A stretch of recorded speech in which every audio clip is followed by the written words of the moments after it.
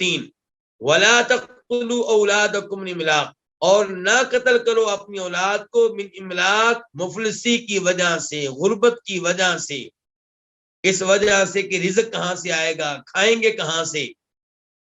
نحن نرزقکم، ہم تمہیں رزق دیتے ہیں، ویاہم، اور انہیں بھی. بڑے عظیم ہیں یہ الفاظ، ان پہ غور کیجئے. آج کل ہمیں یہ نعرہ دیا جا رہا ہے کہ بچے دو ہی اچھے، اور کانفرنسیں ہوتی ہیں، بڑی لمبی چوڑی میٹنگیں ہوتی ہیں، آبادی کے بارے میں سوچا جاتا ہے کہ آبادی بڑھ رہی ہے، وسائل کہاں سے آئیں گے، رزق کہاں سے آئے گا. جبکہ اللہ تعالیٰ کیا کہہ رہے ہیں کہ رزق دینے والے ہم ہیں، اور اللہ کے خزانے کو تھوڑے نہیں ہیں. سورہ نحل میں اللہ تعالیٰ فرماتے ہیں وَإِن مِّن شَيْءٍ إِلَّا عِندَنَا خَزَائِنُ، ہر چیز کے ہمارے پاس خزانے ہیں.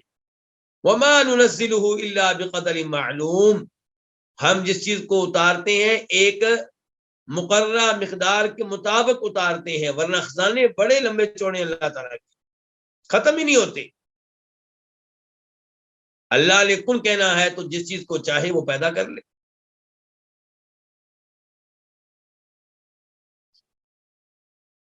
تو رزق کی کمی کی وجہ سے بچے نہ لینا، یا جو بچہ ماں کے پیٹ میں ہو اسے ختم کروا دینا، اسے مار دینا، یہ بہت بڑا ظلم ہے، بہت بڑی زیادتی ہے.